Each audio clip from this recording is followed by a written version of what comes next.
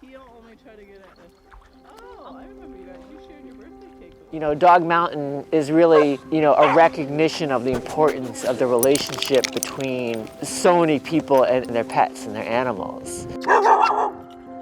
Some people who live locally have been here for, a few dogs. This is their sacred place. They revisit the posts they put in the chapel, or they just walk the grounds. It's so deep and it's so meaningful. And yes, people come up, they touch you and say, "Do you know how sacred this place is?" And I say, "Yes, I do."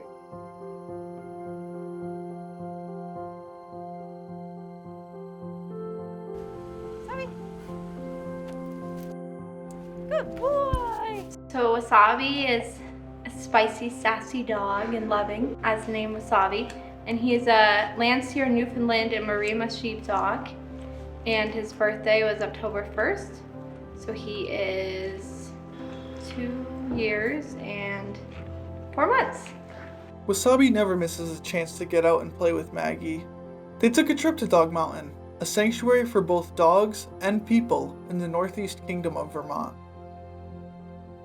It's a place to wander and reflect on beloved dogs, past and present. With 150 acres of hiking trails, flower fields, and a lush forest to explore. So we were looking for something fun to do today on Valentine's Day, and my mom had looked up this place a while ago, so she recommended that we went. So we wanted to come. And being able to have a place where you can walk and have a place of connection with the love companion of dogs is pretty powerful. I have lost dogs in my life. Bosco was a Saint Bernard, and his hips ended up giving out, but he lived till he was 14 years old, which is really long for a Saint Bernard. Definitely when you lose a dog, it's really hard. I can remember laying with him on our pool deck, saying goodbye before he was put down. But he was a very loving dog. Maggie is just like many other visitors at Dog Mountain, loving the dog she has and remembering the one she lost. Dog Mountain is the former art studio of Stephen and Gwen Huneck. Stephen and Gwen both believed art, nature, and especially dogs had healing powers. Stephen was an artist. His first love is sculpting, printmaking, fine furniture making, and then he authored the Sally books, which a generation of kids grew up with. Stephen's wood carvings are known worldwide. His first piece, Life is a Ball, portrays his dog Sally celebrating her life. For Huneck, this carving was in fact a celebration of his own life after he came out of a 2-month coma. He later came up with the idea of a dog chapel, thinking, we have places to reflect on people who've passed away, but not dogs. And certainly the chapel was his greatest work of art. And I can't tell you how many times people go in there, they burst into tears, or they come in here and they try and tell us how emotionally struck they were with walking inside the chapel. I mean, there's millions of notes there. When you think about all the dogs who have passed on, and there's a place of reverence for them. This place, the chapel, it looks like, a typical New England chapel, which is neat. I think Stephen just wanted to keep within the integrity of the geography around here and the architectural integrity of what happens in a place like Vermont. There's no dogmas, it's non-denominational, it's not a church per se, it's just a place of expression. Stephen and Gwen's lives took an unexpected turn. Sadly, after a lifelong battle with depression, Stephen committed suicide in 2010. After working to keep Dog Mountain alive in Stephen's memory, Gwen unfortunately followed the same path. He had a lot on his shoulders internally and externally. So he made his decision, and then that left Gwen with a lot to carry, and unfortunately 3 years later, she took the same exit. But the thing is that exit was a blip in time for both of them. What they created here is their life, and we're still really participating in and having benefit of that. And that's the important thing. The important part of that is the work that they did, and that is their lives. That's what they're remembered for. Stephen and Gwen Huneck, their mission was to provide a place where dogs could run free and people could be out in nature. It's so replenishing first of all, to be on the land, and secondly, certainly with your animals, and then bringing people together around the joy and fun that dogs bring to everybody's life. And it's a universal feeling. And the idea was just, this place is a treasure, and it really needs to be preserved, and the legacy of Stephen Huneck and the artwork that he created is just too amazing to let go. We became a nonprofit almost 3 years ago now, so it's still a climb every day, but we're in a good position, and it's wonderful to be here, so happy to be part of that. Jim Harold and his dog Taylor, who is half yellow lab and half border collie, are Dog Mountain regulars. Jim lives in St. Johnsbury, and he's been coming since the early 2000s and usually visits a few times a week. It's just a great amenity here in town to have a place to walk dogs. You don't realize a lot of communities, you have to have them on leashes and things, there's not, so now you can run wild up here. It's also an attraction, so you're able to run into people here that from out of town, and that's, so it's a people interaction as well.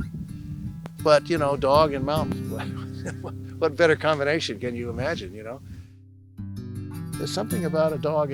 I think in a family they sort of absorb some of the problems. You know what I mean? They just kind of, they're there and they think they're looking at you and they're having difficulties. Look at this poor guy, he can't walk, and they don't complain. So they're a lesson to you. I'm sorry I didn't have them for more of my life. They're really a great thing. In 2007, Jim adopted Taylor and another dog, Millie.